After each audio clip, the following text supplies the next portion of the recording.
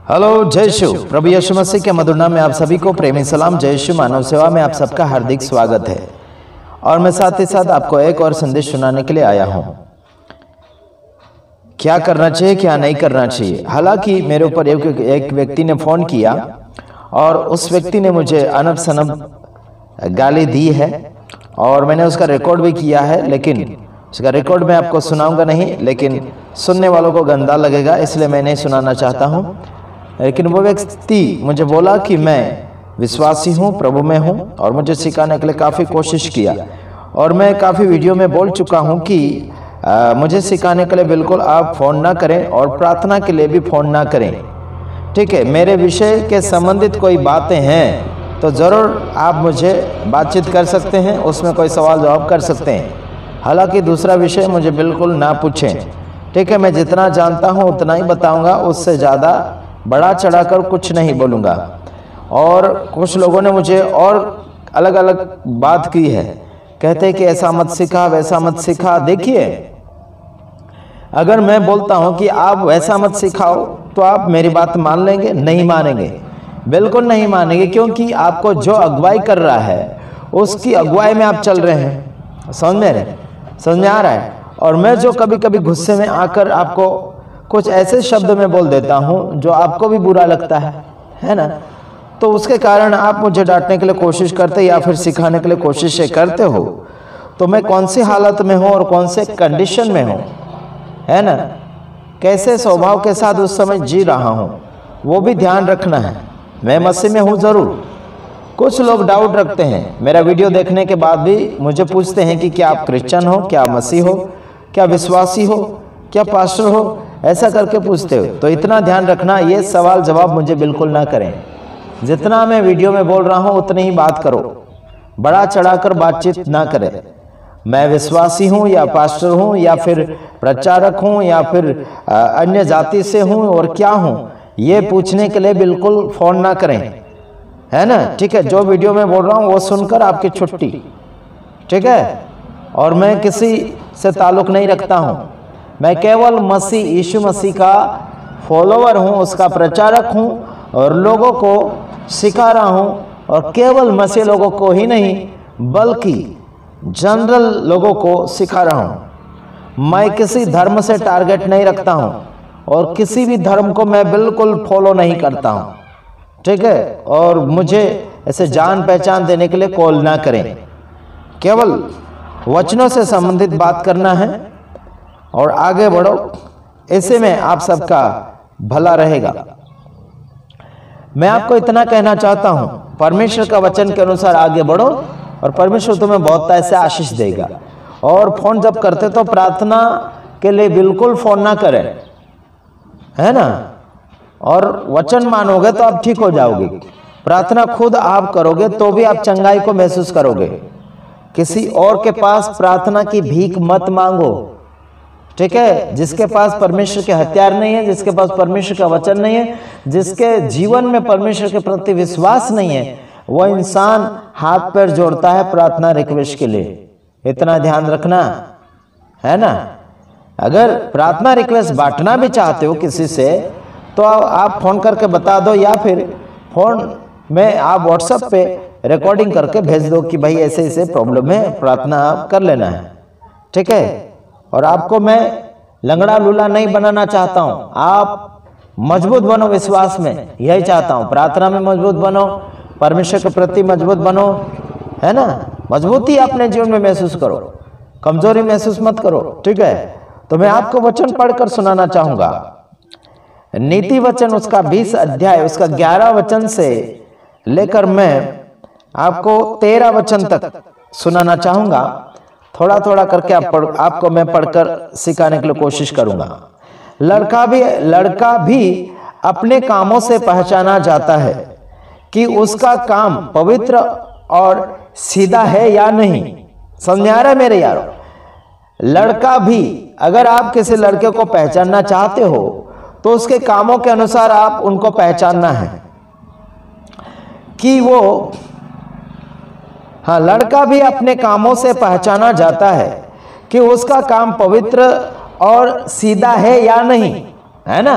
उसका काम पवित्र है या सीधा है कि नहीं है, उल्टा है कि सीधा है, सारे कामों को परख कर आप उसको शाबाशी देंगे या फिर आशीष देंगे या फिर उसकी बड़ाई करेंगे या फिर उसको प्रशंसा में आगे बढ़ाएंगे या फिर उसके पीठ के पीछे हाथ रखकर उसको शाबाशी देंगे और उसको थपथपाएंगे, उसके कंधे पर हाथ रख के या फिर पीठ के पीछे हाथ रखकर उसको थपथपाएंगे, यानी कि उसको और भी उत्साहित करेंगे। अच्छा काम अगर करेगा तो, पवित्र काम करेंगे तो उसको आप उत्साहित करेंगे और भी आगे बढ़ने में उसकी मदद करोगे। अगर वो गलती करेगा तो उसके काम को अगर आप परख लिया गलत में तो उसको आप भगाएंगे या फिर उसको डांटेंगे। अगर कोई गाली गलौज देने वाला होगा तो गाली गलौज देगा, अगर वो बुराई करने वाला होगा तो उसको बुराई में ही उड़ा दिया जाएगा। तो ध्यान रखना, लड़का भी अपने कामों से पहचाना जाता है, मतलब वो पवित्र है या फिर नहीं है, सीधा काम कर रहा है या फिर टेढ़ा काम कर रहा है। वहां पर उसके कामों के द्वारा वो अपनी पहचान को प्रकट कर देता है। तो आप और मैं प्रभु परमेश्वर में है, बुद्धि में है कि नहीं है, मूर्खता में है या फिर बुद्धिमानी में है, वो आपके फलों के द्वारा, आपको आपके कामों के द्वारा आप परखे जाओगे। इतना ध्यान रखना, मैं गुस्से में अगर बोलता हूं तो उसमें आप ये मत समझ लेना कि मैं शैतानिक हूं, बिल्कुल नहीं, बल्कि मैं डांट कर, और कुछ ऐसे शब्द हैं जो आपके दिमागी हालत में मैचिंग नहीं होंगे, ऐसे शब्द भी मैं इस्तेमाल करता हूं, बल्कि वह शब्द आपके हानि के लिए नहीं है। कुछ लोगों ने मुझे कहा कि आप ऐसे शब्द बोलते हैं, हमें ठोकर लगता है, हमें बुरा लगता है, ऐसे वो लोग बोलते हैं। भाई, ठोकर के लायक आपके जीवन में जगह होगी तो ठोकर लग जाएगा, है ना। आपको बुरा लगने के लायक आपके जीवन में जगह होगी, आपका मन ही बुरा होगा तो आपको बुरा ही लगेगा। बल्कि परमेश्वर में आप लवलीन हो चुके हैं, सच्चे बन चुके हैं, तो आपको बुरा कभी नहीं लगेगा। इंसान जब डांटता है तो डांट खाने वाले के लिए डांट एक खाना बन जाता है और गले का हार बन जाता है। हाँ जी, आपकी शोभा बढ़ाने के लिए हम डांट रहे हैं, आपकी प्रशंसा होने के लिए, आपको स्वर्ग प्राप्त करवाने के लिए हम डांटते हैं। आपको ठोकर खाकर नीचे गिराना या फिर गिरना नहीं सिखाते यारों। मेरे तमाम भाइयों और बहनों, समझने के लिए कोशिश करें और आगे लोगों को समझाने के लिए कोशिश करें। और आखिर में इतना बताना चाहता हूं कि मुझे सिखाने के लिए बिल्कुल कॉल ना करें। मुझसे अगर आपको ठोकर लग रही है तो फिर आप मेरे वीडियो देखना बंद कर दीजिएगा, चाहे कोई भी हो, ठीक है, ध्यान दीजिएगा। और मेरे संदेश में सुधारा करने के लिए तुम में ताकत नहीं है, इतना ध्यान रखना। प्रभु चाहेगा तो मुझे जरूर कोई ना कोई संदेश में अगर गलती हो रही है तो जरूर वो सुधारा करने के लिए पवित्र आत्मा को मेरे जीवन में अगुवाई करवाएगा।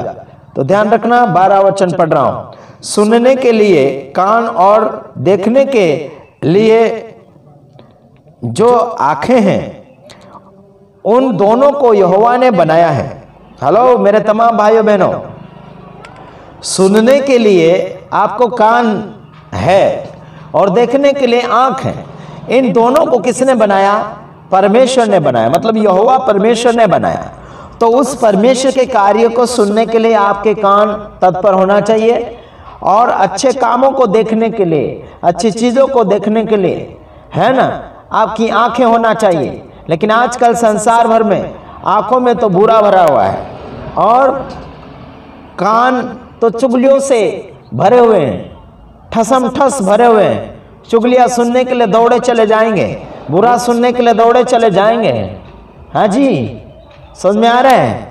और आंखों से क्या करेंगे? लालच करेंगे। क्या लालच करेंगे? किसी की गाड़ी देख ली, किसी की लड़की देख ली, किसी की बीवी देख ली, किसी का पैसा देख लिया, किसी का धन दौलत देख लिया। तो इन आंखों से क्या करते हैं? बुरा देख लेते हैं। इतना याद नहीं कि परमेश्वर ने इस आंख को बनाया है, तो आंख बनाने वाले का डर होना चाहिए। आंख बनाने वाले की डर रखो, कान बनाने वाले की डर रखो। संभल कर इन आंखों और कानों को इस्तेमाल करो। मेरे यारों, अगर आप किसी की भी गाड़ी लेकर जाते हैं, कहीं आपको इमरजेंसी में जाना हो या फिर कहीं सेवा में जाना हो या फिर कुछ मार्केट में खरीदी करने जाना है, तो आप किसी की भी गाड़ी ले जाते हो तो अनप शनप आप नहीं चलाओगे, उसे संभाल कर चलाओगे ताकि उस गाड़ी का नुकसान ही ना हो। अगर नुकसान ही हो गई तो वो गाड़ी वाला, बाइक वाला दूसरी बार आपको गाड़ी यानी बाइक पकड़ने नहीं देगा। समझ में आ रहा है? आप संभाल कर उसे इस्तेमाल करके वापस उसको मालिक तक पहुंचाओगे तो वो दोबारा देने में भी अपने मन में खुशी महसूस करेगा। समझ में आ रहा है? और तारीफ भी करेगा कि ठीक है, ये भाई अच्छा है, ये बहन अच्छी है, चीज़ों को अच्छी रीति से इस्तेमाल करते हैं, करके दोबारा भी आपको देने के लिए वो तैयार हो जाएगा। विश्वास योग्य रहना होगा आपको। आपके कान, आपके नाक, आपके हाथ पैर जो भी है, तो उसको विश्वास योग्यता में रहकर इस्तेमाल करना होगा।